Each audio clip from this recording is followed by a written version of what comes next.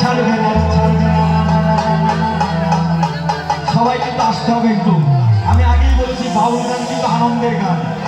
একটু আমরা যদি সবাই মিলে আনন্দ করি তাহলে আরো আনন্দে আনন্দে সবার হৃদয় পুলকিত হয়ে যাবে।